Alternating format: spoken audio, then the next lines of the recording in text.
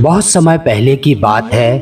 किसी नगर में एक सुंदर विधवा महिला रहती थी, जिसकी सुंदरता की चर्चा दूर दूर तक थी। वह विधवा एक संपन्न परिवार से थी, लेकिन पति के गुजर जाने के बाद उसका मन संसार से ऊब चुका था। वह भी सत्य की खोज में थी और हमेशा आत्मज्ञान की राह पर चलने वाले लोगों से प्रभावित रहती थी। जब उसे पता चला कि 3 साधु गांव में ठहरे हैं, तो वह उनके दर्शन के लिए गई। विधवा जब पहले साधु के पास पहुंची, तो उसने विनम्रता से कहा, हे महात्मा, मैं सत्य की खोज में हूं, कृपया मेरा मार्गदर्शन करें। पहले साधु ने उसकी सुंदरता को देखा और कुछ क्षण के लिए विचलित हो गया। उसके मन में अपवित्र विचार आने लगे, लेकिन वह तुरंत ध्यान में बैठ गया और अपने मन को नियंत्रित करने की कोशिश करने लगा। वह जान गया कि यह उसकी परीक्षा थी। उसने विधवा को कोई उत्तर नहीं दिया और अपनी आंखें बंद कर ली। विधवा को समझ में आ गया कि यह साधु अभी पूरी तरह से अपने विकारों पर विजय नहीं पा सका है, इसलिए वह दूसरे साधु के पास गई। दूसरा साधु अधिक अनुभवी था। उसने विधवा को देखा, लेकिन उसकी आंखों में कोई विकार नहीं था। उसने मुस्कुराते हुए कहा, बेटी, सत्य की राह कठिन होती है, वह बाहर नहीं भीतर है। विधवा ने पूछा, लेकिन मेरी सुंदरता क्या एक बाधा है? साधु ने उत्तर दिया, नहीं, सुंदरता बाधा नहीं होती, बल्कि मन का भ्रम होता है।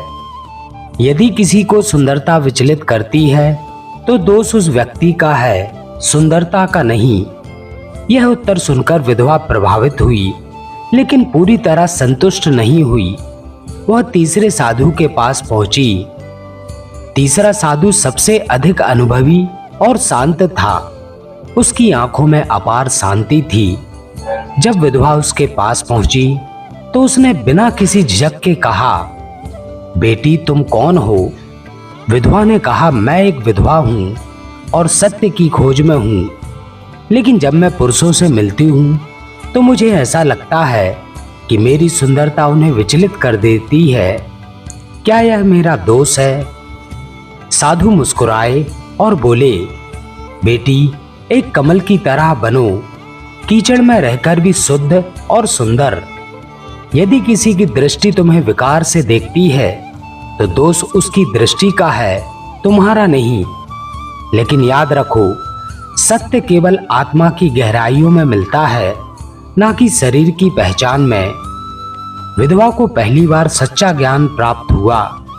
उसने साधु को प्रणाम किया और कहा, अब मुझे समझ में आ गया कि मैं कौन हूं। मैं एक आत्मा हूं, शरीर नहीं।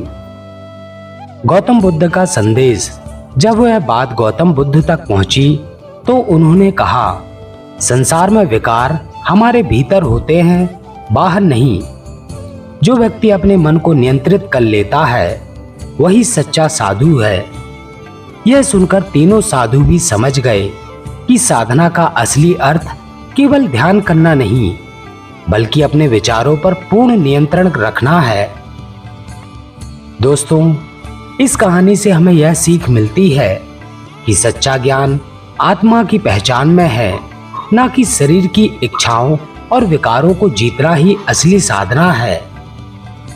दोस्तों, अगर आप सभी को यह कहानी पसंद आई हो, तो वीडियो को लाइक करना ना भूलें और ऐसी ही कहानी सुनने के लिए हमारे चैनल को सब्सक्राइब जरूर करें। तो दोस्तों, मिलते हैं ऐसे ही किसी अन्य ज्ञानवर्धक वीडियो में। तब तक अपना ख्याल रखें। नमो बुद्धाय।